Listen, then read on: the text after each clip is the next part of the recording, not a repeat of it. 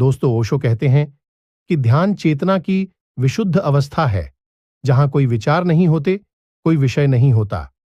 साधारणतया हमारी चेतना विचारों से, विषयों से, कामनाओं से आच्छादित रहती है, जैसे कि कोई दर्पण धूल से ढका हो। हमारा मन एक सतत प्रवाह है। विचार चल रहे हैं, कामनाएं चल रही हैं, पुरानी स्मृतियां सरक रही हैं। रात दिन एक अनवरत सिलसिला है। नींद में भी हमारा मन चलता रहता है, स्वप्न चलते रहते हैं। यह ध्यान की अवस्था है।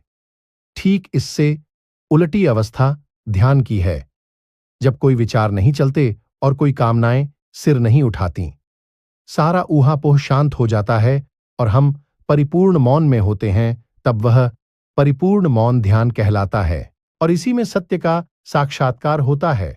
जब मन नहीं होता, तब जो होता है वह ध्यान है। दोस्तों, ओशो ने ध्यान के शुरुआती तैयारी के सुझाव भी दिए हैं।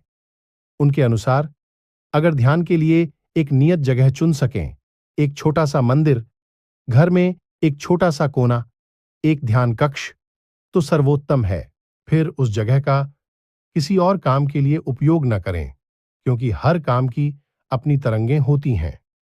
उस जगह का उपयोग सिर्फ ध्यान के लिए करें और किसी काम के लिए उसका उपयोग न करें, तो वह जगह चार्ज हो जाएगी और रोज हमारी प्रतीक्षा करेगी। वह जगह बहुत सहयोगी हो जाएगी। वहां एक वातावरण निर्मित हो जाएगा जिसमें हम बहुत सरलता से ध्यान में गहरे प्रवेश कर सकते हैं। इसी वजह से मंदिरों, मस्जिदों, चर्चों का निर्माण हुआ था। कोई ऐसी जगह हो जिसका उपयोग सिर्फ ध्यान और प्रार्थना के लिए हो। दोस्तों, ओशो कहते हैं कि ध्यान का एक निश्चित समय भी होता है। अगर ध्यान के लिए एक नियत समय चुन सकें तो वह भी बहुत उपयोगी होगा, क्योंकि हमारा शरीर, हमारा मन एक यंत्र है।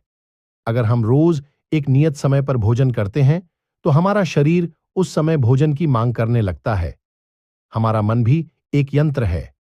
अगर हम एक नियत जगह पर, एक नियत समय पर रोज ध्यान करें तो हमारे शरीर और मन में ध्यान के लिए भी एक प्रकार की भूख निर्मित हो जाती है। हर दिन उस समय पर शरीर और मन ध्यान में जाने की मांग करेंगे। शुरू शुरू में यह बहुत सहयोगी होगा, जब तक कि ध्यान हमारे लिए इतना सहज न हो जाए कि हम कहीं भी, किसी भी समय ध्यान में जा सकें। तब तक मन और शरीर की इन यांत्रिक व्यवस्थाओं का उपयोग करना चाहिए। इनसे एक वातावरण निर्मित होता है। कमरे में अंधेरा हो, अगरबत्ती, धूप बत्ती की खुशबू हो, एक ही लंबाई के व एक प्रकार के कपड़े के वस्त्र पहने, एक से कालीन या चटाई का उपयोग करें, एक से आसन का उपयोग करें। इससे ध्यान नहीं हो जाता, लेकिन इससे मदद मिलती है। व्यवस्था सिर्फ इतना करती है कि एक सुखद स्थिति निर्मित हो। और जब हम सुखद स्थिति में प्रतीक्षा करते हैं तो कुछ घटता है। जैसे नींद उतरती है, ऐसे ही परमात्मा उतरता है। जैसे प्रेम घटता है, ऐसे ही ध्यान घटता है। हम इसे प्रयास से नहीं ला सकते, हम इसे जबरदस्ती भी नहीं पा सकते।